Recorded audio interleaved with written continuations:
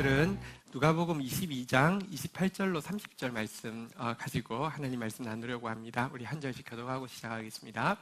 너희는 나의 모든 시험 중에 항상 나와 함께한 자들인즉. 29절 여러분 읽겠습니다. 시작.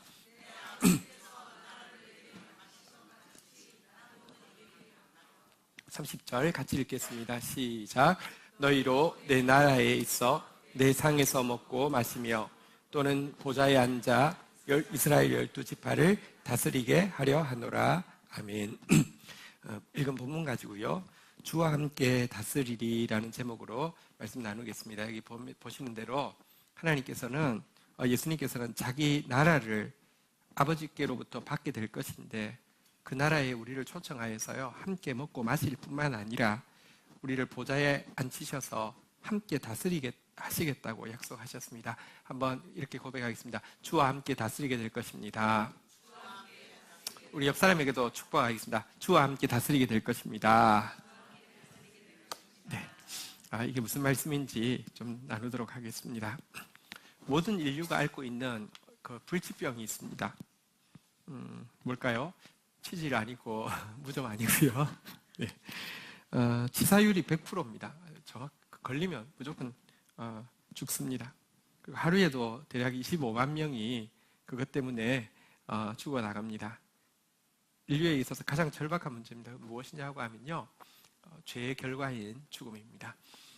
죽음은 자연스러운 것은 아닙니다. 정말 부자연스러운 것인데요, 모든 사람이 죽기를 원치 않는다는 것은 죽음은 가장 부자연스럽다는 뜻입니다. 그런데 25만 명이 평균 죽어나가고 있습니다. 죄의 싹.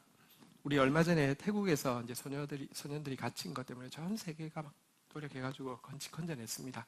너무 귀한 일이죠. 그렇지만 보이지 않는 곳에서 25만 명이 죄의 값으로 매일 죽어나가고 있는 거, 우리 인류가 가지고 있는 가장 절박한 문제입니다. 하나님은 이 문제가 정말 심각한 것이기 때문에, 또 아무도 이렇게 멸망하기를 원치 않아야 하시기 때문에 천국을 예비해 놓으셨고요, 예수 그리스도를 통해서 천국의 문을 활짝 열어 놓으셨습니다.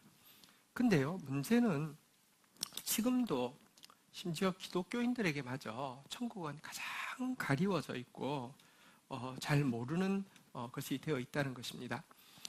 성경을 배울 때 좀 체계적으로 성경에서 무엇을 이야기하는지 가르치기 위해서 만든 학문이 이제 조직신학이라는 학문입니다. 조직신학에 유명한 책들이 많이 있는데요. 요즘 이제 성경학자 중에서 제일 금세기에 유명한 마틴 로이 존스의 성경의 위대한 교리들이라는 책이 있습니다. 900페이지짜리 책입니다. 이 책에서요, 천국은 2페이지를 다루고 있습니다. 900페이지에 2페이지. 신학교를 가는 사람은 모두 사는 조직신학 책이 있습니다. 루이스 벌콥이라는 사람의 책인데요, 이 조직신학이라는 책인데 737페이지인데요, 여기에 중간기 상태, 그러니까 죽고 나서 천국, 지옥 가기 전에 중간기 상태에 대해서는 그래도 15페이지나 다뤘는데요, 천국에 대해서는 1페이지 다뤘습니다. 그 유명한 조직신학 책에도요. 윌리엄 쉐드라는 사람의 교리신학이라는 또 책이 있는데요, 여기서 지옥에 대해서 87페이지를 다뤘는데 천국은 2페이지 다뤘습니다. 그러니까 기독교인들에게 사실은 천국은요, 들었고 천국 간다는 사실을 믿지만, 천국이 있다는 사실은 믿지만 천국이 어떤 곳인지 전혀 알려져 있지 않습니다. 여기에 비해서 사단은요, 타겟팅을 하고 가장 비방하는 것이 몇 가지가 있는데요. 첫 번째, 하나님에 대해서 비방하고요, 두 번째, 성도에 대해서, 거룩한 성도에 대해서 비방하고, 마지막 세 번째가 하늘의 장막, 이 천국에 대해서 열정적으로 조롱하고 비방하고 폄하하고 무시하는 일들을 계속하고 있습니다. 애니메이션 같은 데 보면 천국이야말로 이렇게 재미없는 곳이 있을 수 없습니다. 모두 하품하면서 이거 하는 곳이 천국이라고 이야기하고요, 천국의 심판이 어떻게 그렇게 바보스럽고 멍청하고, 그건 있을 수 없는 것이라고, 무슨 애니메이션 학과가 있는 대학들마다 졸업작품으로 제일 선호하는 주제가 천국입니다. 천국에 대해서 얼마나 조롱하는가. 사실 그런데 여러분, 천국에 대해서 제대로 아는 것은 그리스도인에게 너무 중요한 일입니다. C.S. 루이스, 제가 좋아하는 저술가는 이렇게 이야기했습니다. 역사를 읽어보면 이 생에서 가장 많은 일을 한 그리스도인들은 바로 내 생에 대해 가장 많이 생각한 사람들임을 알 수 있다. 그들이 이 땅에 위대한 발자취를 남길 수 있었던 이유는 그들의 마음이 온통 천국에 사로잡혔기 때문이다. 반대로 이 생에서 그리스도인들이 능력을 발휘하지 못하는 것은 그들이 대부분 내세에 관한 생각을 중단했기 때문이다. 천국을 목표로 삼으라. 그리하면 세상을 뒤집어 엎을 것이다. 땅을 목표로 삼으라. 그리하면 아무것도 이룰 수 없을 것이다. 이렇게 이야기하면서 사실 그리스도인이 천국이 실제한다고 하면 천국을 생각하는 거, 천국에 사로잡히는 것이 너무 중요한데요. 전혀 모릅니다. 오늘 주제가 주와 함께 다스린다는 것인데요. 성경에 굉장히 많습니다. 오늘 우리가 읽는 것만 해도 굉장히 많이 나올 것인데요. 천국 자체가 추상적이기 때문에 주님과 함께 다스린다. 이거는 그냥 아무 의미가 없는 말이 되어 있습니다. 나치 정권 하에서 독일인들이 살 때 그중에 올바른 독일 시민들이 있었을 것 아닙니까? 그분들은 어떻게 살았을까요? 그분들은 독일을 사랑하며 살았을까요? 미워하며 살았을까요? 어떻게 생각하십니까? 그분들은 분명히 독일을 엄청나게 사랑했을 것이고 동시에 독일을 엄청나게 미워했을 것입니다. 독일을 왜 사랑합니까? 여행을 하면서 느끼는 것은 독일은 참 자연이 참 아름답습니다. 또 보존도 잘 되어 있습니다. 이렇게 아름다운 자연과 또 독일에서 참 위대한 음악가, 문학가들이 많이 나왔습니다. 이런 음악과 이런 문화, 그리고 이웃의 선량한 눈빛을 보면서 분명히 이와 같은 현재 독일이 아니라 더 나은 독일이 있을 것이라는 사실을 믿었습니다. 그랬기 때문에 그 당시 나치 정부의 그 교만함과 독선과 잔인함에 대해서 미워했을 것이고요. 그들이 알고 있는 그 더 나은 독일에 대한 사랑 때문에 예를 들어 좀 적게는요, 신들러처럼 유대인들을 구하기 위해서 개입하기도 하고요. 좀 적극적으로는요, 본 회퍼처럼 진짜 그 목사님이지만 나치에 저항하기 위해서요, 전력을 다해서 싸우는 그런 사람들이 나올 수 있었습니다. 독일의 나치 시절을 생각하면 정말 참혹한 지옥과 같은 시절이지만 그때에도 몇몇 사람들이 용감하게 족적을 남길 수 있었고 모든 독일인이 다 그렇지 않다는 것을 보여줄 수 있었던 것은 그들이 독일을 정말로 사랑했기 때문입니다. 진짜 독일, 더 나은 독일을 사랑했기 때문입니다. 마찬가지입니다. 천국을 아는 사람, 천국을 사랑하는 사람만이 이 땅에서 의미 있는 족적을 남기는 삶을 살 수 있습니다. 주중에 존경하는 정치인 한 분이 자결을 하셨습니다. 그분의 죽음 앞에서 그분을 잘 알지 못하면서 너무 함부로 이렇다 저렇다 이야기하고 예화를 삼는 것 자체가 정말 감히 그럴 생각이 없습니다. 단 한 가지 이런 생각을 합니다. 그분의 죽음 앞에서 수많은 사람들이 애도하는 것을 보면서 그분이 정의를 위해서, 공의를 위해서 인자함으로 또 성실함으로 살았던 삶에 대해서 그렇게 많은 사람들이 회고하는데 천국이 어떤 곳이라고 이야기하냐고 하면요, 시편 89편 14절 한번 읽어볼까요? 시편 89편 14절입니다. 같이 한번 읽도록 하겠습니다. 읽겠습니다. 시작. 공의와 정의가 주의 보좌의 기초라. 인자함과 진실함이 주 앞에 있나이다. 그럼 하나님 나라는 네 가지로 구성되어 있습니다. 공의라는 원리, 정의라는 실제, 인자함이라는 마음가짐, 성실함, 진실함은 성실함으로도 번역합니다. 같은 단어입니다. 성실함이라는 행동 거지, 이것으로 구성된 것이 천국입니다. 천국은요, 공의의 말씀이 그대로 이루어져서 그 결과 실제 드러나기는 정의, 곧 약한 자가 돌봄을 받고요, 매인자가 자유케 되는 것이 천국이며, 한 사람 한 사람들의 마음속에는 인자함이 있고 행동에는 성실함이 있는 것이 천국인데요. 어쨌거나 그분이 그래도 이 세상에서 나름 정의를 위해서, 인자를 위해서 그래도 거의 변함없이 살았던 삶에 대해서 수많은 사람들이 애도하고 가슴을 치고 눈물도 제대로 흘리지 못하면서 조문하는 모습을 보면서 우리는 진짜 천국이 공의와 정의, 인자와 진실로 구성된 천국을 믿는다고 하며 우리의 삶이 지나간 자리에서 과연 몇 사람이나 그렇게 할까를 생각해보지 않을 수 없었습니다. 천국을 아는 것, 이것은 그리스도인들에게 굉장히 중요합니다. 그렇다면 천국이 과연 어떤 곳일까요? 천국을 생각하는 가장 쉬운 방법은 천국도 혹은 지옥도 지금 우리가 겪고 있는 경험과 별반 멀지 않다고 생각하는 것이 천국을 바로 이해하는 출발점입니다. 이 땅에서 여러분들이 겪고 있는 최고의 행복한 순간은 이렇게 생각하시면 됩니다. 천국의 희미한 그림자를 맛보았다고 생각하면 되는 것이고요. 이 땅에서 여러분들이 겪고 있는 최악의 경험들은요, 여러분 지옥의 희미한 그림자를 경험했다고 생각하시면 거의 맞을 것입니다. 성경은 사실 그런데 천국에 대해서 굉장히 방대하게 말을 하고 있습니다. 단지 그걸 이해 못하다 보니까 조직신학에 이렇게 넣지 못할 뿐이지요. 성경에서 이야기하고 있는 천국, 우리가 사모해야 할 그곳, 그리고 심지어 그곳에서 우리가 주와 함께 다스린다고 한 그곳이 어떤 곳인지 몇 가지 단어를 가지고, 4가지 단어를 가지고 설명하려고 합니다. 첫 번째 단어는요, 한번 따라하겠습니다. 땅. 땅이라는 단어로 천국을 설명을 하겠습니다. 천국에는 땅이 있을까요? 여러분, 천국은 하나님 나라입니다. 주의 나라입니다. 나라에 여러분 사회 시간에 배웠잖아요. 3가지 요소가 있어야 나라가 됩니다. 첫 번째 무엇입니까? 영토, 백성, 주권입니다. 여러분, 비록 백성이 있고요, 주권이 있어도 영토가 없으면 임시정부는 될 수 있지만 정식정부는 될 수 없습니다.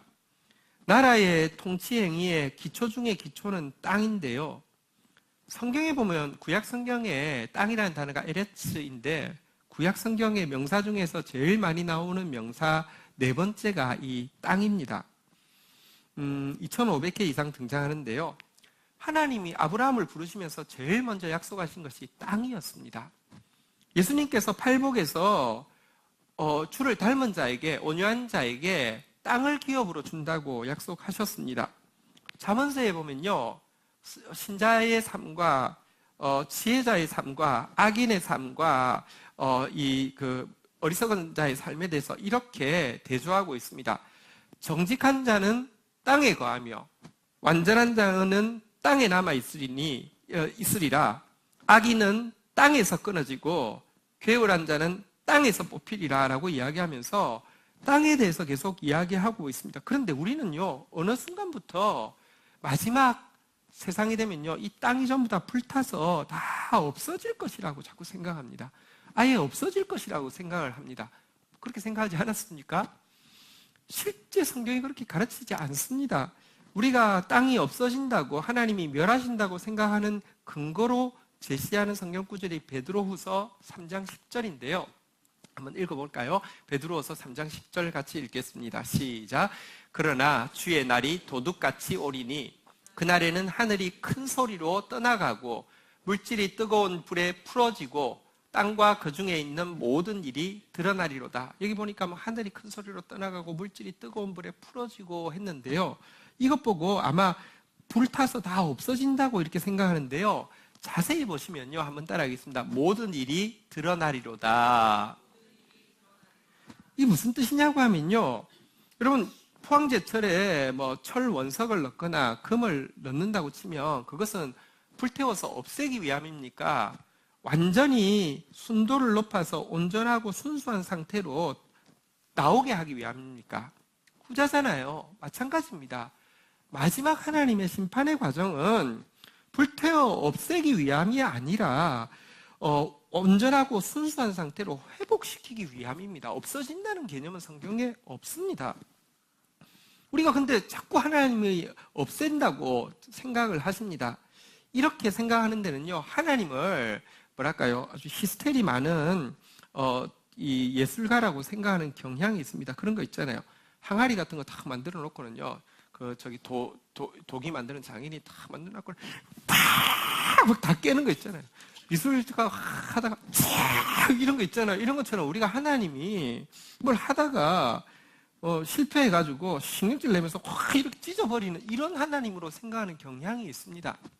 아니, 하나님이 천지를 창조하실 때 보시기에 좋았다 그랬고요, 한 번도 이 땅에 대한 소유권을 포기하신 적이 없는데, 심지어 이 땅이 타락한 것은 땅 자체 때문이 아니잖아요. 우리 때문이잖아요.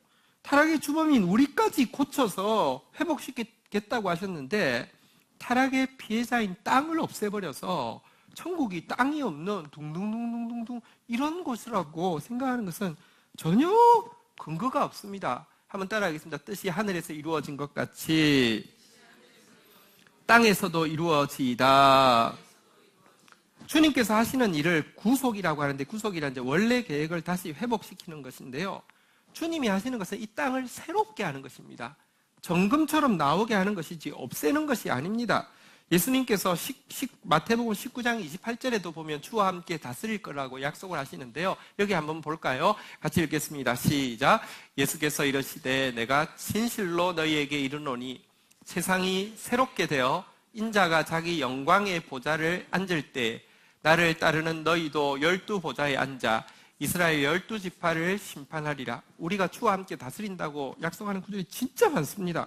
근데요, 여기 보니까 내가 진실로 너희에게 이르노니 한번 따라하겠습니다. 세상이 새롭게 되어 인자가 자기 영광의 보좌에 앉을 때, 다시 말하면 세상이 없어진다는 게 아니라 세상이 새롭게 된다고 이야기합니다.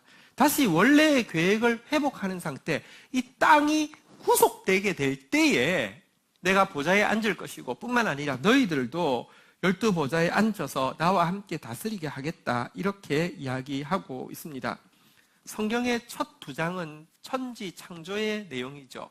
그런데 성경의 마지막 2장은요, 새하늘과 새 땅을 창조하는 내용입니다. 땅에 대한 이야기이고요.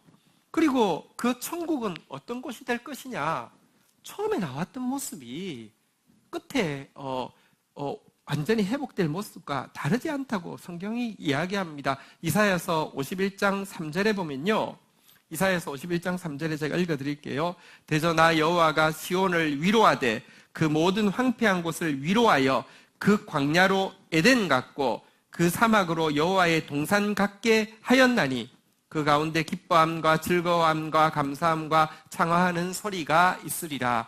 천국은요, 땅이 있습니다. 에덴과 같은 온 세계가 에덴처럼 회복되어지는 땅이 있습니다.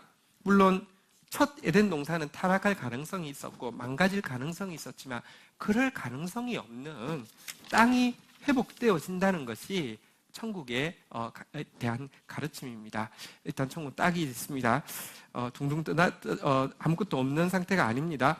두 번째, 우리 천국에 대한 성경의 가르침 한번 보도록 하겠습니다. 한번 따라하겠습니다. 몸. 자, 땅과 더불어 이제 두 번째는 몸인데요. 기독교인들은 부활을 믿습니다. 부활은 믿는데 부활을 굉장히 영적으로 생각을 합니다. 신자들을 조사를 해보면 평균 3분의 2가 몸을 가지지 않고 부활할 거라고 믿습니다. 근데 이건 정말로 잘못된 것입니다. 성경에 보면 예수 그리스도의 부활이, 예수께서 육체로 부활하심을 부인한 자마다 적그리스도라 그랬습니다. 예수님이 영으로 부활하지 않았습니다. 육을 가지고 부활하셨습니다. 그리고 우리가 사도신경을 고백하는데 사도신경에 보면 고백할 때마다 몸이 다시 사는 것과 라고 하면서 몸의 부활을 믿는다고 이야기하는데, 이상하게 우리는 전부 영적으로 부활한다고 자꾸 생각합니다. 이거는요, 마치 해돋이 보러 갔는데요, 캄캄하다가 갑자기 밝아졌는데 해가 없는 상태에서 해돋이가 이루어졌어요. 그거랑 마찬가지입니다. 몸 없는 부활은 없습니다. 예수님께서 부활하시고 뭐라고 이야기하셨습니까? 누가복음 24장 39절에 보면 예수님 이렇게 제자들에게 말씀하셨습니다. 내 손과 발을 보고 나인 줄 알라. 또 나를 만져보라. 영은 살과 뼈가 없으되 너희 보는 바와 같이 나는 있느니라. 보여주시고는요, 고기도 같이 드시고, 여러분들 몸을 가지고 부활하는 것입니다. 근데 이상하게 끈질기게 부활 그러면요, 뭐가 영이 둥둥 떠다니는 상태라고 자꾸 생각합니다. 땅도 없고요, 땅이 없으니까 발 디딜 데도 없고요, 영은 몸이 없으니까 둥둥둥둥 떠다니는 게 부활이라고 자꾸 생각합니다. 여기에는 이유가 있습니다.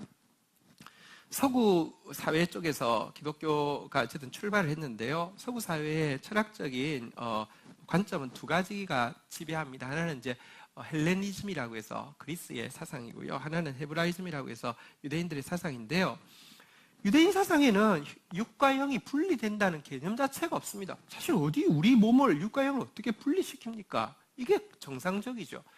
근데요, 헬라 사람들, 그리스에서는요, 플라톤 철학에서는 영과 육은 언제나 분리되어지고요, 영은 귀한 것이고 육은 천한 것이라는 생각이 언제나 강합니다. 근데 기독교가 유대에서 출발해가지고요, 그 당시 서구 사회, 이 로마 사회 전체가 어쨌든 철학적으로 헬레니즘인데요. 이것을 점령해 가는 과정에서 그게 들어와서요. 이상하게 영적인 것, 육적인 것을 나누고 육적인 것을 자꾸 비천하게 생각하는 경향이 굉장히 강하게 들어오게 되었습니다. 게다가 그것이 또 한국에 오면서, 이 동양에 오면서는 불교의 영향을 심하게 받게 되었습니다. 불교는요, 여러분, 몸의 부활을 믿는 것처럼 보이지만 믿지 않습니다. 불교는 뭐 어떻게 부활한다고 합니까? 윤회를 하고 환생을 하는데 사람이 벌레로도 나올 수 있고 뭐 올챙이로도 나올 수 있고 세균으로도 나올 수 있고, 다시 말하면 이것은 자기 몸 아닌 걸로 부활한다는 것인데 몸의 부활을 부인하는 것입니다. 이런 것 때문에 우리가 자꾸 몸에 대해서 부인하는 단계가 몸의 부활을 자꾸 믿지 않는 경향이 있는데요. 반드시 몸을 가지고 부활할 것입니다. 그게 성경의 가르침입니다. 몸을 가지고 부활한다고 하는데 어떤 몸이 될까요? 제가 천국에 관한 책 한 권을 봤는데 그나마 천국에 관한 책 중에서 그래도 소개해도 크게 무리가 없겠다는 생각이 들어서 소개를 하는데요. 이 책을 제가 이제 좋게 생각하는 이유는 책 전체 내용 중에서 천국을 자세히 묘사한 페이지는 한 두세 페이지에 지나지 않고요. 나머지는 자기가 천국을 보고 나서 자기 삶이 어떻게 변했는지만 주로 이야기를 하고 있습니다. 대단히 이기적이고 자기 꿈을 위해서 살던 사람이요, 정말로 사랑이 많은 사람으로 진짜 전 삶을 들여서 사람을 살리는 사람으로 바뀐 내용이 전체 대부분을 차지하고 있는 것 때문에 좀 믿을만하고, 또 한 가지가 이분이 천국을 체험하고 나서 40년 후에 이 책을 썼습니다. 제일 처음에 체험하고 나서 너무 좋아가지고 막 이야기를 하니까 할아버지가, 신앙이 좋은 할아버지가 이야기했다고 합니다. 네가 만약에 천국을 정말 바라보았다면 그건 거룩한 일인데, 너가 천국을 정말 바라보았다면 말이 아니라 행동으로 보이라, 이렇게 이야기를 했고, 자기가 천국 갔다 왔다는 사람들 간증을 들어보니까 하도 이상한 게 많아서 하나님께 영광이 아니라 자기한테 막 집중시키는 것을 보고, 그래서 이야기 절대 안 해야 되겠다고 40년 동안 이야기 안 하다가 40년 후에 쓴 책이기 때문에 그나마 되게 많이 신뢰가 되었는데요. 거기 보면 이런 이야기를 합니다. 천국에 가면 사람들의 몸이 어떠냐고 하면 일단 병든 몸은 전혀 없고요. 키도 어릴 때 뭐 잘못 먹어서 이렇게 클 키가 안 커가지고 그렇게 부자연스럽게 작은 거는 없고, 혹은 거인증이 걸려가지고 큰 이런 건 없는데, 키도 다 차이가 있고요. 몸도 다 이렇게 날씬한 사람, 좀 약간 이렇게 뚱뚱한 사람이 다 차이가 있는데요. 대부분이 보기에는 30대로 딱 보이는 정도의 몸이다, 이렇게 이제 그 책에 써놨더라고요. 왜냐하면 사람이 이제 태어나서 자라다가 이렇게 딱 피크를 치고 그다음부터 좀 새해가잖아요. 저 보면 이렇게 막 새해가잖아요, 그죠? 근데 30대에 이제 피크를 치는 한 이 정도의 몸이라는 겁니다. 그러면 전부 다 나이가 민증까 그러면 전부 다 30살이냐? 그건 전혀 아닌 게요. 가끔 그런 거 있잖아요. 엄마하고 딸하고 사진 찍었는데 누가 엄마인지 딸인지 맞춰보세요, 이런 거 있잖아요. 다 너무 건강한 상태여서 그렇지, 사실 전부 다 나이는 다 있고요, 시간은 다 있고 나이는 다 있는데 그런 상태더라, 이렇게 기록을 해놨는데 그럴 수 있겠다 싶습니다. 근데 몸보다 또 중요한 것은, 몸이 부활한다는 것은요, 단지 몸만 부활하면 됩니까? 제가 아까 전에 누구 배우 두 사람이 있는데 부활을 했어요. 몸이 바뀌었어요. 여보, 그 배우가 누구라고요? 아까도 실패했는데. 고창석하고 또 김영민하고 이렇게 그 있잖아요. 근데 고창석이 지금 성공했죠. 몸이 김영민으로 바뀌었으니까 대박 났지만 그건 자기가 아니잖아요. 왜냐하면 몸의 부활이란 기억이 없으면요, 그거는 온전한 부활이 아닙니다. 천국에서 우리 몸이 부활한다는 것은 당연히 우리 기억이 부활한다는 것을 이야기합니다. 천국에서는 땅의 일들을 하나도 기억 못한대요. 그러면 부모님을 만났는데 아내를 만났는데 누구세요? 이럴 거라고 생각을 하는데요. 그러면서 근거를, 이 세상에 많은 고통과 악이 있는데 그걸 기억하면 불행해지기 때문에 천국이 될 수 없다는 논지를 펴니다. 절대 그렇지 않습니다. 천국에 내가 들어갔다고 하면 당연히 이 땅에서의 기억의 연속성이 있어야 합니다. 내 기억이 없는데 내가 아닙니다. 그거는 김영민이 고창석이 된 것입니다. 그게 아닙니다. 여러분, 내 기억이 있는데요. 천국은 망각이 되어서 행복한 게 아니라 과거의 일을 돌아보는데 시각이 바뀌어서 행복한 것입니다. 그때 분명히 어려운 일을 겪었을 수 있고 고통을 겪었을 수 있는데 그때 우리의 시각이 완전히 열리면 그때도 하나님이 나와 함께 하셨던 것들을 볼 수 있고 그때 내가 피해자라고 생각했는데 내가 가해자였음을 또 알게 되고 그런 과정을 통해서 내가 고쳐져 가는 과정을 모든 것을 알게 되면서 정말 감사하게 될 뿐이지 기억이 없어지는 것이 아닙니다. 천국에 가면 망각의 상태로 여기 어디 난 누구 뭐 이렇게 되는 게 아니라 여러분 그냥 연속된 상태에서 몸과 함께 부활할 것입니다. 몸이 부활한다는 것은 또 중요한 한 가지를 담보하고 있습니다. 몸이 부활하면 이것은 음식을 먹는다는 것을 이야기합니다. 성경에는 음식이라는 단어가 1000번 이상 등장하고요. 잔치라는 단어도 2000번이나 등장하고요. 천국에 대해서는 끝없이 잔치라고 이야기합니다. 너는 나와 더불어 먹으리라 이렇게 이야기합니다.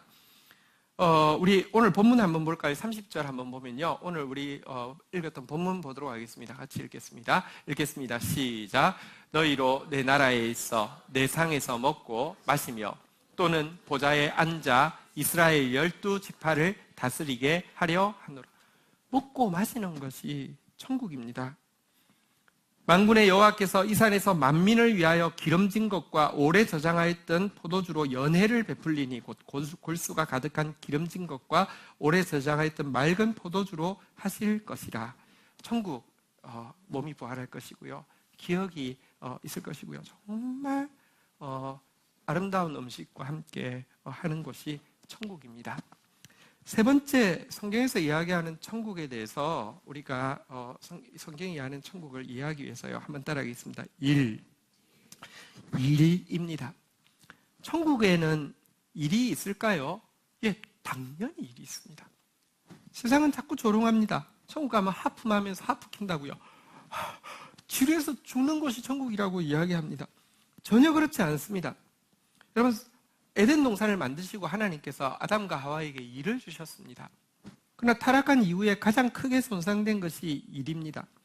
사실은요, 하나님 주셨던 일은요, 기쁨을 위해서 주셨고요, 하나님의 영광을 위해서 주셨고요, 일하고 나면 아름다워지는, 온 세상이 에덴처럼 아름다워지는 아름다움을 위해서 주셨는데요, 지금의 일은요, 먹고 살기 위해서, 생존을 위해서, 그것도 억지로, 그것도 죽을 때까지 하는 고역으로, 죽을 똥 살똥 일하다가 죽는 것이 인생으로 바뀌게 되는 타락의 한 중요한 모습이 일이 되게 되었습니다. 그렇지만 그럼에도 불구하고 이 세상에 보면요, 몇몇 일들은요, 여러분 이게 모든 일들이 가치 없다고 생각할 수 없음을 보여줍니다. 아름다운 무슨 그림이랄지, 뭐 가우디가 만든 건축물이랄지, 아름다운 음악이랄지, 유용한 발명품이랄지, 이런 것이 이렇게 타락한 일의 구조 속에서도 간간히 생겨 나가고 있고, 시간이 지날수록 그 가치가 높아지는 거 볼 때, 천국은 일이 갑자기 확 없어지는 게 아니라, 다시 이야기합니다. 구속은 원래의 계획을 회복하는 것입니다. 진짜 온전한 일이 회복되어지는 것이 천국입니다. 일의 가치가 다시 회복될 것입니다. 그곳에서의 일은요, 교만 때문에 일하거나 질투 때문에 일하거나 자기 자랑을 위해서 일하는 죄의 일은 없어지겠지만, 각자가 가장 잘할 수 있는 일을, 각자가 가장 적성에 맞고 능력을 발휘할 수 있는 일을 각자의 모든 잠재력을 발휘해서 하는 그런 곳이 천국이 될 것입니다. 이 땅에서 꿈은 꿔봤지만 현실적인 여러 가지 제약 때문에 시간이 없어서, 능력이 없어서, 지식이 없어서 못했던 가치 있는 일들을 그곳에서 우리는 마음껏 하게 될 것입니다. 여러분, 천국에 그런데 무슨 일거리가 있을까요? 여러분, 요즘 실업 문제가 크고 일자리 만드는 게 복지지 않습니까? 천국의 일자리를 어떻게 만들고 있을까요? 도대체 가면 꽤 많은 사람들이 갈 텐데, 주님의 말씀에는요, 천국은 좁다고 이야기하지 않습니다. 넓다고 이야기합니다. 아무라도 헤아릴 수 없는 사람들이 온다고 이야기합니다. 일자리를 다 만들 수 있을까요? 어떻게 생각하십니까? 여러분, 인간이 타락하면서 타락의 영향이요, 나 개인뿐 아니라 우리 사회뿐 아니라 모든 피조물에게 미쳤다고 했는데, 여러분, 이 타락의 영향이 지구로부터 수백억 광년 떨어진 은하계에 영향을 미쳤을까요? 안 미쳤을까요? 분명히 미쳤습니다. 여러분, 지금 저는 전체 이런 거 잘 알지 못하지만, 별들의 에너지 공급이 끊어지고, 궤도를 이탈하면서 막 이렇게 폭발적으로 이런 모습이라고 이야기합니다. 대부분의 별들이 얼음덩어리 아니면 불덩어리라고 이야기합니다. 그런데요, 만약 인간이 회복되어지고 천국이 회복되어진다고 하면 이 우주가요, 거대한 불덩어리, 얼음덩어리로 그냥 생명 없이 있게 두지 않을 것입니다. 인간의 회복은요, 우주의 회복이 되어질 것이고요. 성경에 보면 계시록 2장 28절에 이런 말씀이 있습니다. 계시록 2장 28절 한번 볼까요? 같이 읽겠습니다. 시작. 내가 또 그에게 새벽별을 주리라. 새벽별이 금성인데요, 내가 그에게 충성하는 그에게, 죽도록 충성한 그에게 새벽별을 주리라. 금성을 주리라. 여러분, 금성은 지금은 불덩어리지만 그때 하나님께서 우리에게 주와 함께 다스리는데, 야 지연아, 너 금성해. 와! 그곳을, 그러니까 에덴 동산처럼 만드는 일. 여러분, 이 우주의 일거리가 넘쳐납니다. 영원토록 목표를 삼고 해도 이렇게 다 할 수 없는 일들이 넘쳐나고요. 세상의 목표는요, 충족되지 않지만, 만약에 이루었다 하더라도 허망하지만, 하나님의 일은요, 선한 소원을 주시고 나면요, 사실은 그것이 이루어질 뿐만 아니라 계속 성장해 가는 것입니다. 여러분, 일에는 우리가 일이라는 단어를 생각할 때는 반드시 열망이라는 게 동반되어집니다. 열망 없는 일만큼 고역이 있을까요? 나는 수학이 정말 적성에 안 맞습니다. 그리고 아무리 생각해봐도 내가 졸업하고 나서 수학을 쓸 일이 없다고 생각합니다. 그러나 수학 공부는 해야 합니다. 수업 시간에요, 저도 수학 빵점도 맞아봤고요. 수학 시간에 아무리 그림을 그려도 시간이 안 가고요. 아무리 정자를 이렇게 하나 둘 이렇게 이만큼 채워도 시간이 안 가고요. 근데 천국에 일은 있는데 의욕이 없다, 열망이 없다. 얼마나 고역이겠습니까? 천국은요, 열망이 있는 곳입니다. 거룩하지 못한 열망은 다 없어질 것이지만, 모든 것을 통하여서 하나님을 기쁘시게 하고 세상을 아름답게 하고는 열망으로 가득 찬 곳이 될 것입니다. 그 열망은 그리고 만족되어질 것입니다. 불교와 기독교의 아주 중요한 차이가 무엇이냐고 하면, 불교에서 이야기하는 구원이란 욕망이 없어지는 상태입니다. 아무 생각이 없어지고요, 아무 소원이 없어지는 상태. 그게 천국이라고 이야기하는데, 기독교는요, 진짜 거룩한 열망이 생기고 그 열망이 충족되어지는 것, 그리고 충족되어질 때 더 큰 열망을 품게 되어지는 것, 그것이 천국이라고 이야기합니다.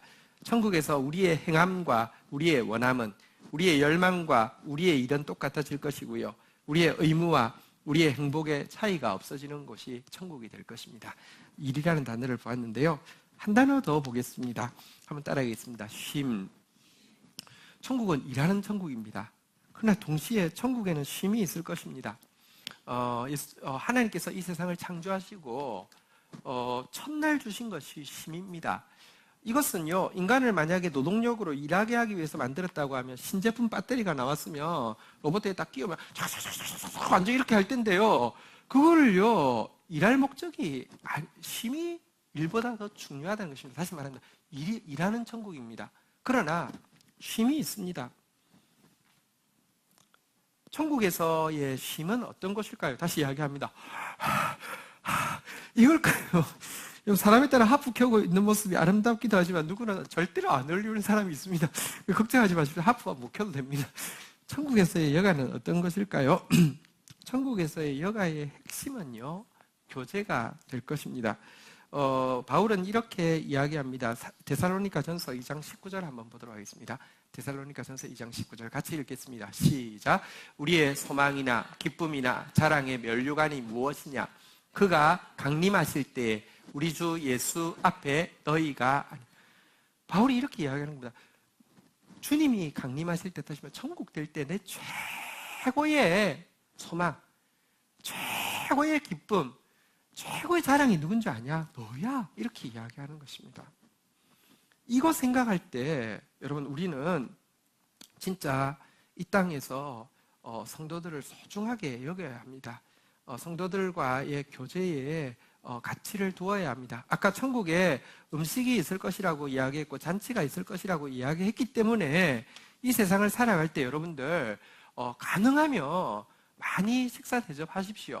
식사 대접을요 자기 가치를 위해서나 혹은 인맥 쌓기 위해서가 아니라 갚을 수 없는 사람들에게 많이 하십시오. 왜냐하면 천국 가면 여러분 계속 그것 때문에 계속 초대받을 것입니다. 마찬가지로 여러분 그 나라에서 최고의 여가 시간의 최고의 핵심이 교제가 될 것입니다. 진짜 우리 옆 사람에게 이렇게 한번 이야기했습니다. 당신은 나의 소망과 기쁨과 자랑의 핵심입니다. 천국에서. 예. 그래서 여러분들 이 땅에서도 교제해야 합니다. 지옥은요 철저히 고독할 것입니다. 왜냐하면 교만하기 때문에. 지옥은 철저히 지루할 것입니다. 그러나 천국은요 우정 때문에, 이 교제 때문에 선하고 즐겁고 신선하고 매력적이고 재미있는 이야기들로 가득 차게 될 것입니다. 나 때문에 특별히 구원받은 사람들이, 나 때문에 어떤 선한 영향을 받은 사람들이 나는 잘 모르고 잊어버렸지만 찾아와서 이야기하는 그 이야기들이요 끝없이 펼쳐지게 될 것입니다. 자, 그런데요 이 여가라는 게 말하고 이야기하는 것도 여가지만 여러분 여가 때 그냥 하는 게 그냥 이야기만 하는 것일까요? 한번 물어보십시다. 이번에 휴가를 가시는데 휴가 가서 책 읽을 계획이 있는 사람 한번 손 들어 보십시오. 근데 이게 질문의 의도를 잘 이해를 못 하신 것 같아요. 1부 때도 아무도 손 안 들고 2부 때도 지금 아무도 손 안 드는데 책을 안 읽어야 되나 보다 이렇게 생각하는데 여가 가서 책 안 읽으세요. 여러분 천국에서는 책이 있을까요? 없을까요? 당연히 있습니다. 여가가 있다는 것은요 건강하고 좋은 책들이 반드시 있다는 것입니다. 천국에 가면 우리가 흠이 없어지겠지만 흠이 없어진다는 것이요 모르는 것이 없어진다는 것을 이야기하지는 않습니다. 성경에 보면 천사들도 예를 들면 구원에 대해서 더 알고 싶어서 천사들도 살펴보기 원한다 이렇게 되어 있습니다. 찬송가에도 있잖아요. 하늘의 천사도 그 신비 알고 그 신비 보고서 고난의 신비 알고자 늘 흠모하도다 이런 표현이 있는데요. 천국은 책 읽는 곳입니다. 세상에는요 교육이 타락했기 때문에 교육이 매력이 없고요. 교육이 도리어 진리를 손상시킬 때도 있지만 천국에서는요 이 배우는 것이 큰 기쁨이 될 것입니다. 아까 제가 우리가 몸이 30대로 부활할 것이 30대의 모습을 가질 것이라고 이야기했는데요. 그 책에서 마음은 어떻게 되냐고 하면요 마음은 어린아이의 마음을 가지게 될 것이라고 이야기합니다. 모두 호기심, 모두 감사하는 마음, 모두 배우고 싶어 하는 것. 또 우리 아이들이 어릴 때 제일 좋아하는 게 뭐예요? 부모님이 밤에 잘 때 뭐 해줘야 돼요? 동화 들려줘야 되잖아요. 막 이야기 듣고 싶어 하는 거. 아이들은 껌딱지같이 부모에서 안 떨어지려고 하잖아요. 그죠? 서로에게 가까이 가고자 하는 모습, 웃음, 기쁨, 천진난만함 이런 어린아이 특질을 다 가지게 될 것이라고 하는데요. 그 중에 하나가 배우는 것입니다. 천국에서는요. 영원히 내가 배우고 싶던 것을 배워가게 될 것입니다. 알아가게 될 것입니다. 이 기쁨이 너무 대단할 것입니다. 우리는 배움 중에 물론 사실은 사람을 배우는 게 제일 큰 것이죠. 조나단 에드워드가 이런 이야기를 했습니다. 땅의 연인들은 얼마나 빨리 상대방의 아름다움을 발견하기를 거치는가, 얼마나 빨리 볼 것 다 봤다고 단정하는가. 그러나 천국에서는 새로운 아름다움의 발견이 언제나 영원히 진행형의 과정이 될 것이다 이런 표현을 했는데요. 사람에 대해서도 서로 알아가게 될 것이고요. 또 여러분들 학문에 대해서도 여가에 내가 하고 싶었던 것들 막 이렇게 하게 될 것입니다. 제가 요즘 수영을 배우고 있는데요. 이제 드디어 제가 이제 점프 이렇게 다이빙을 하기 시작했는데요. 이렇게 천국에서 이렇게 아주 누가 유연하게 아주 수영을 잘하고 있으면 저라고 생각하십시오. 여러분 이렇게 배워가게 될 것입니다. 마틴 루터가 이런 이야기를 했습니다. 만일 하나님의 오른손에 모든 정답이 들려 있고 왼손에 그 정답을 찾아가는 노력이 들려있다고 하면 나는 하나님의 왼손을 택할 것이다 이랬습니다. 진리를 아는 것도 즐거움이지만 진리를 알아가는 과정 자체가 즐거움이 되기 때문에 그렇습니다. 제가 책을 보다가 아주 그 기분 좋은 일이 있었습니다. 천국에서는 성경 공부를 할까요? 안 할까요? 합니다. 근데 왜냐하면 하나님의 말씀은 1.1획도 떨어지지 않기 때문에 천국에서 절대로 먼지에 가득 덮여있는 성경책은 하나도 없을 것입니다. 근데 성경을 공부하려고 하면 각자의 단계에 맞게 공부할 것입니다. 모두 갑자기 전부 다 박사가 돼가지고 이렇지 않습니다. 제가 그런 이야기를 참 많이 했습니다. 제가 28년 동안 GT를 지금 썼고요. 이제 2년 지나고 한 30년 되면 진짜 전권을 한 구절도 빠짐없이 다 쓰게 되는 것 같습니다. 제가 집에 가서 많은 이야기 합니다.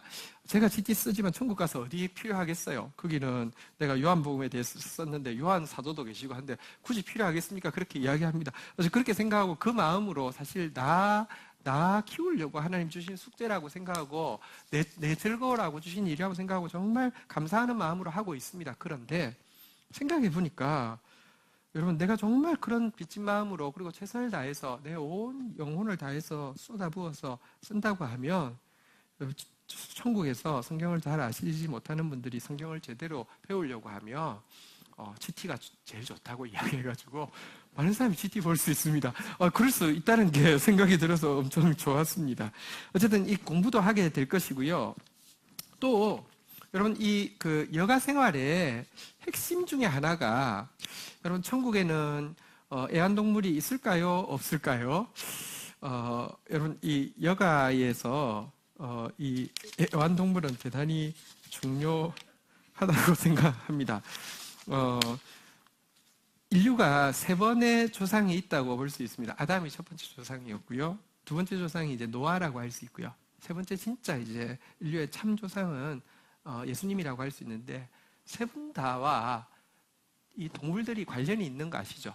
아담이 모든 동물들에게 이름을 지어줬고요. 노아가 모든 동물들의 암수 짝이 방주로 나왔고요. 예수님 태어나시기를 마국간에서 태어나셨어요. 나귀들 가운데서 태어나셨습니다. 저는 천국 가면요, 우리 금동이가 당연히 와서 아주 즐거운 이렇게, 그때는 말도 할 거예요. 네. 우리 금동이가 말도 할 거예요. 네. 멋진 운동, 아름다운 정원, 맛있는 커피, 즐거운 책, 이렇게 뭐 이런 것들. 또 집 꾸미는 것도 사실은 되게 큰 즐거움 중에 하나입니다. 아까 제가 소개했던 그분의 책에 보면요, 천국에 가면 모든 집이 다 다른데 크기도 다르고요. 근데 모양도 다 다르고요. 모든 집이 아름답고 모두가 조화가 있다 그렇게 이야기했는데요. 우리 예수님이 내가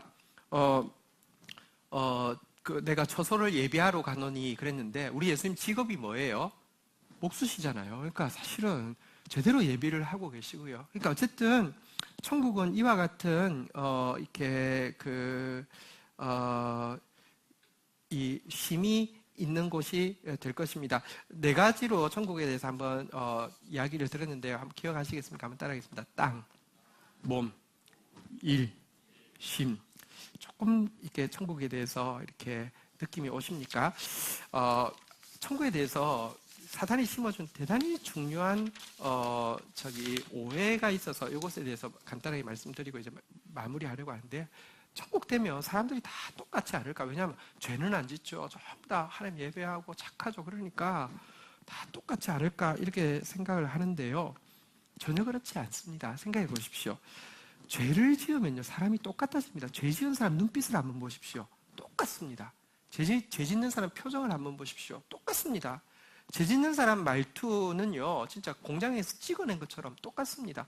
세상의 독재자들을 보면요, 사실 그림으로 특징을 잡아서 그리면요, 그 사람이 그 사람일 정도로 똑같습니다. 죄가요, 우리를 정말로 우리 되지 못하게 하는데, 죄가 끊어지고 나서 우리가 그리스도에게 온전히 우리 자아를 드리고 나면요, 진짜 나다운 나가 될 것입니다.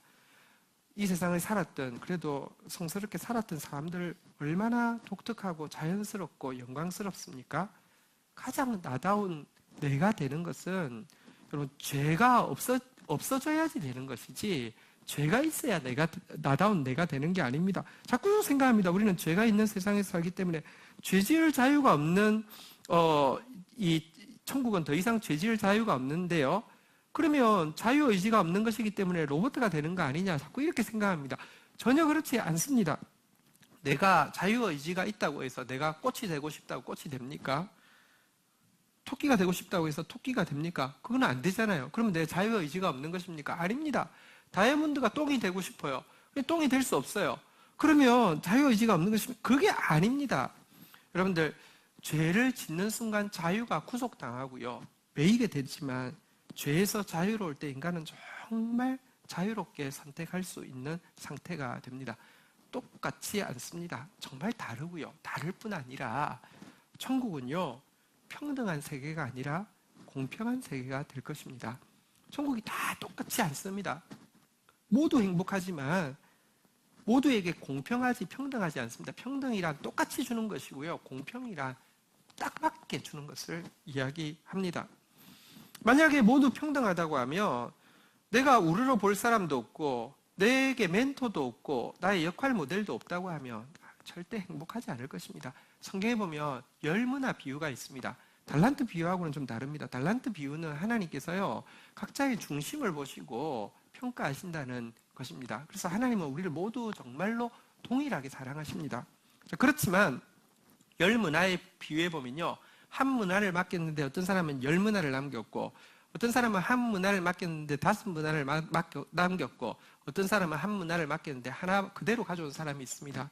이때 무엇이라고 이야기하냐고 하면요, 10문화를 남긴 사람에게 잘하였도다 착한 종이여, 내가 지극히 작은 것에 충성하였으니 10고울을 차지하리라, 이렇게 이야기하고요. 5문화를 남긴 사람에게 5고울을, 한 문화 하나도 하지 않은 사람에게는요, 빼앗아서 10문화를 가진 사람에게 주라고, 쫓아내라고 이야기하고 있습니다.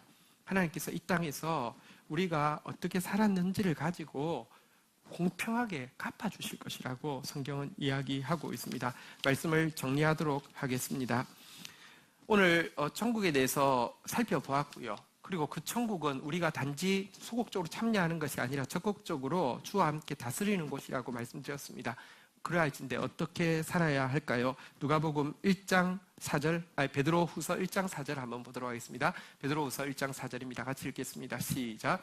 이로써 그 보배롭고 지극히 큰 약속을 우리에게 주사 이 약속으로 말미암아 너희가 정욕 때문에 세상에서 썩어질 것을 피하여 신성한 성품에 참여하는 자가 되게 하려 하셨느니라. 우리에게 주신 이 천국의 보배롭고 지극히 큰 약속은요, 그것 때문에 세상을 사는 방식을 다르게 해줍니다. 세상 사람들이 사는 방식은 두 가지입니다. 첫 번째는 썩어지고 없어질 것에 막 마음을 다 빼앗겨서 정욕대로 사는 사람이 있고요. 어떤 사람은 반대로 금욕으로 사는 사람이 있습니다.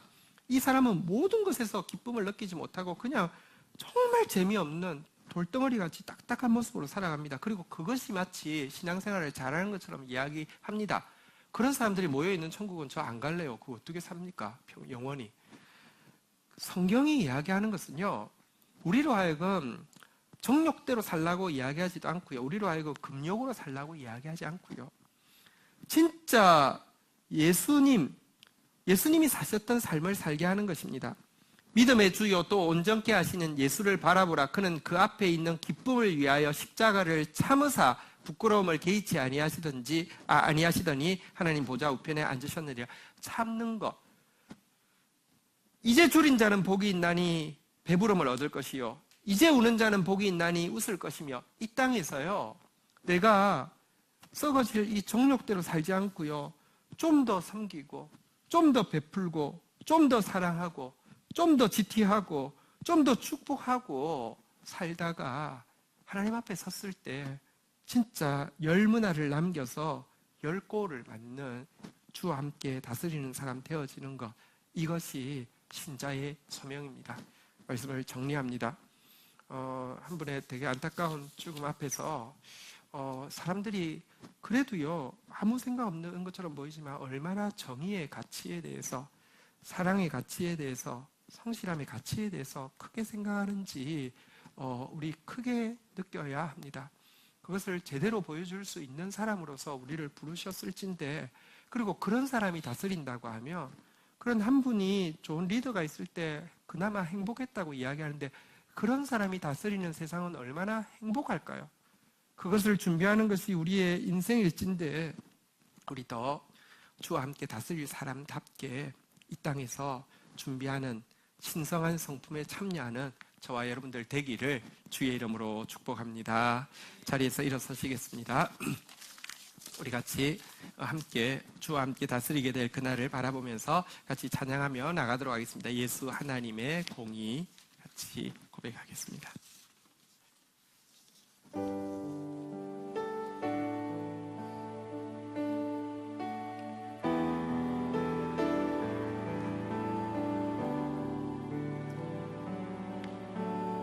예수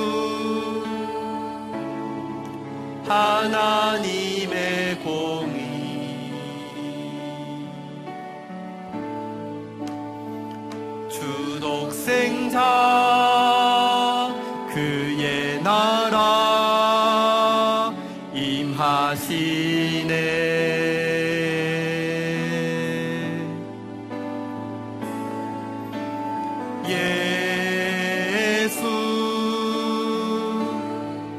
재물이 되신 주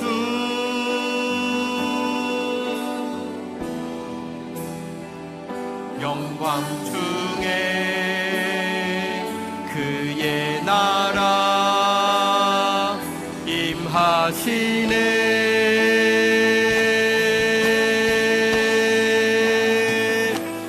주의 나라 영원하며 그의 영광 무궁하리. 왕의 위엄과 능력이 이제 임하였으니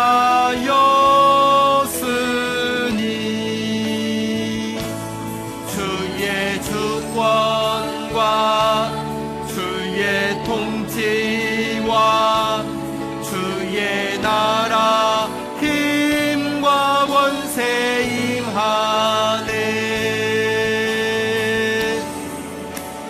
예수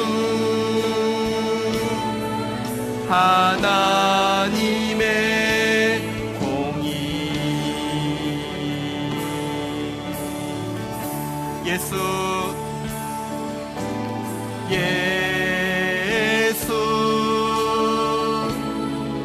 하나님의 사랑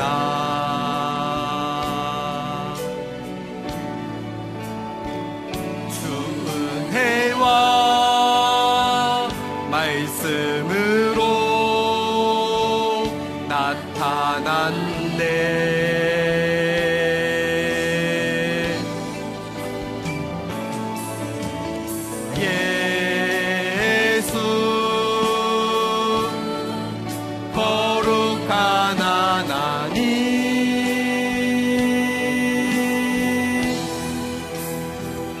영광 중에 그의 나라 임하시네.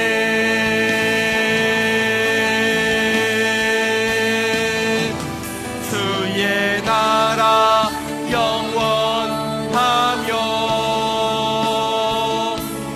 주의 영광 무궁하리. 왕의 위엄과 능력이 이제 임하였으니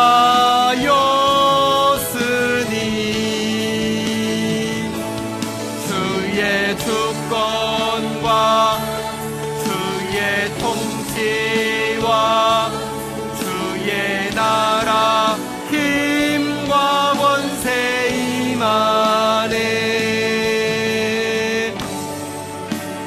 예수 하나님의 공의. 우리 시간 다 함께 주의 이름 고백하면서 기도하는 시간 가지도록 하겠습니다. 모든 피조물이 하나님 나라가 이 땅에 임하기를 갈망하고 있고요, 사실은 모든 사람들이 잘 알지 못해서 그렇지 진짜 정의가 얼마나 가치 있는지, 공의가 얼마나 소중하고 인자와 성실이 얼마나 보배로운지 알고 탄식하면서 갈망하고 있습니다. 그 나라를 주와 함께 다스릴 자로서 우리를 준비시키고 있는데요. 하나님, 내가 이 땅에서 주와 함께 다스릴 자로서 준비되어지는 삶 살게 하여 주옵소서. 더 사랑하게 하시고, 더 베풀게 하여 주시고, 더 섬기게 하여 주시고, 주님을 더 알아가는 삶 되어지게 하여 주시고, 더 축복으로 살 수 있게 하여 주십시오. 정의와 공의로, 인자와 성실로 천국을 찾는 자들에게 천국의 문을 열어주는 사람 되어질 수 있도록 도와주십시오. 주님 앞에 섰을 때에 잘하였도다 착한 종아, 내가 지극히 작은 것에 충성하였으며 내가 10고울의 권세를 맡기리라, 그렇게 칭찬받는 저희들 되게 해달라고 우리 다 함께 주의 이름 고백하면서 기도하며 나가도록 하겠습니다. 주여, 주여, 주님, 모든 피조물이 천국을 찾고 있고 모든 피조물이 하나님 천국을 갈망하고 있는 아버지 하나님이여, 이때 정의가 다스리는 나라, 공의가 이루어지는 나라, 아버지의 인자가 다스리는 나라, 성실이 이루어지는 나라 사모하고 있는 때에 하나님, 우리로 하여금 그 나라를 함께 다스릴 자로 준비시키고 계실진데, 하나님, 그 땅에서 아버지 새 땅에서 새 몸을 입고 새 일을 하며 새 힘을 얻을 자로서 이 땅을 살아가며 준비하는 자 되어지게 하여 주시옵소서. 예수 그리스도께서 하나님이여 믿음의 주로서 우리를 온전케 하시는 분으로서 앞에 있는 기쁨을 위하여 십자가를 참고 부끄러움을 개의치 아니하시던 그 주님의 모습 우리가 살아낼 수 있도록 주여 역사하여 주시기를 간절히 간구하고 소원합니다. 우리 한 번 더 기도하겠습니다. 이 땅을 위해서, 이 나라, 이 민족을 위해서 기도하겠습니다. 천국에 갈 때 우리는 한 민족의 일원으로서 서게 될 것입니다. 우리 이 천국이 되어도요, 우리는 우리의 문화를, 또 우리의 언어를 기억할 것입니다. 우리가 진짜 천국이 있음을 알기에 이 땅을 위해서 더 기도해야 합니다. 이 땅에 그리스도인의 걸맞는 축복을, 족적을 남겨야 합니다. 정의와 공의가 이루어지는 나라 되어지게 하여 주옵소서. 인자와 성실이 이루어지는 나라 되어지게 하여 주옵소서. 이 슬픔이 도리어 진짜 그리스도인들이 나타나며 진짜 하나님 나라가 가까워지게 하는 그런 나라 되어지게 하여 주시옵소서. 우리 나라를 위하여서 같이 한번 기도하며 나가도록 하겠습니다. 주여, 주여, 주의 공의가 임하는 나라 되게 하옵소서. 주의 정의가 임하는 나라 되게 하여 주옵소서. 주의 인자가 임하는 나라 되어지게 하여 주옵소서. 주의 성실이 임하는 나라 되어지게 하여 주옵소서. 세상 가운데 천국을 유통하는 하나님 나라가 되어질 수 있도록 주여 도와주시기를 원합니다. 지금도 아버지 하나님이여, 평화가 진정되어지게 하여 주시며 하나님이여, 부패가 청산되어져 가게 하여 주시며 조금 더 정의로운 나라 되어지게 하여 주시며 이 일에 그리스도인들이 일어나게 하여 주옵소서. 진짜 정의를 보여주게 하옵소서. 진짜 사랑을 보여주게 하옵소서. 진짜 천국의 문을 열어주는 자 되어질 수 있도록 주여 역사하여 주시기를 간절히 간구하고 소원합니다. 은혜를 더하여 주옵소서. 은총을 베풀어 주옵소서. 주여, 주여, 우리 마음 모아 중보하겠습니다. 나라와 민족을 위하여, 교회와 열방을 위하여, 구원받을 한 영혼, 치유받을 한 영혼 위하여, 미래 교회의 주역이 될 남북한의 다음 세대와 디아스포라인들의 다음 세대를 위하여. 하나님 감사합니다. 오늘 우리에게 지극히 보배롭고 큰 약속을 알려주셔서 감사합니다. 새 땅에서 새 몸을 입고 새 일을 하며 새 힘을 쉬게 될 것을 우리에게 말씀하여 주셨사오니 믿음의 주여 온전케 하시는 예수 바라보고 그 앞에 있는 기쁨을 위하여 십자가를 참으시고 부끄러움을 개의치 아니하셨던 예수의 걸음을 살아내는 저희들 되어지게 하여 주셔서 주와 함께 복되게 아름답게 다스리는 저희들 되게 하여 주옵소서. 우리 때문에 이 민족이 조금 더 정의로워지게 하시고, 조금 더 공의로워지게 하시고, 조금 더 인자와 조금 더 성실히 통하는 사회가 되어질 수 있도록 은혜를 더하여 주옵소서. 예수 그리스도의 이름으로 기도 올립니다. 아멘. 우리 어제 유초동부 여름성경학교인데 정말 한 영혼 위해서 진짜 낭비하듯이 이렇게 너무 정성스럽게 잘 숨기는 모습 보았습니다. 너무 감사하고요. 이번 주 이제 목요일 날부터는 또 청소년부 수련회가 있습니다. 기도해 주셔서 우리 청소년들 하나님 앞에 세워지는 인생의 제일 힘든 시기에 하나님 앞에 세워질 수 있도록 기도해 주셔야 합니다. 금식 기도에 동참하실 분들 밖에 표가 있습니다. 좀 많이 동참해 주시면 더 감사하겠습니다. 여름 이제 휴가 기간에 또 이렇게 어디에 있든지 말씀 더 가까이 해주시기를 바라고요. 리더십 회의는 여름 사역들 다 마치고 이제 하반기 사역 시작하기 앞두고 19일 날 가지도록 하겠습니다. 자리에서 일어서시겠습니다. 우리 예배는 화목제를 드린 것입니다. 서로 인사하겠습니다. 주와 함께 같이 다스릴 분들입니다. 서로 인사하겠습니다. 반갑습니다. 축복합니다. 네. 잘하셨습니다. 오늘 또 교회 처음 오셔서 예배 드린 분 계시는데 환영 박수하겠습니다. 네. 네. 세가족실에서 뵐 수 있으면 좋겠습니다. 축도를 하겠습니다. 워낙 축도가 눈을 뜨고 축복을 받는 거여서 우리 교회는 그렇게 하는데 그렇게 한번 해보시죠. 축도하겠습니다. 여호와는 내게 복을 주시며 너를 지키시기를 원하며 여호와는 그 얼굴을 내게 비추사 은혜 주시기를 원하며 여호와는 그 얼굴을 내게로 향하여 드사 평강 주시기를 원하노라. 주 예수 그리스도의 은혜와 아버지 하나님의 사랑과 성령의 교통하심이 너희 무리와 함께 계실지어다. 아멘. 감사합니다.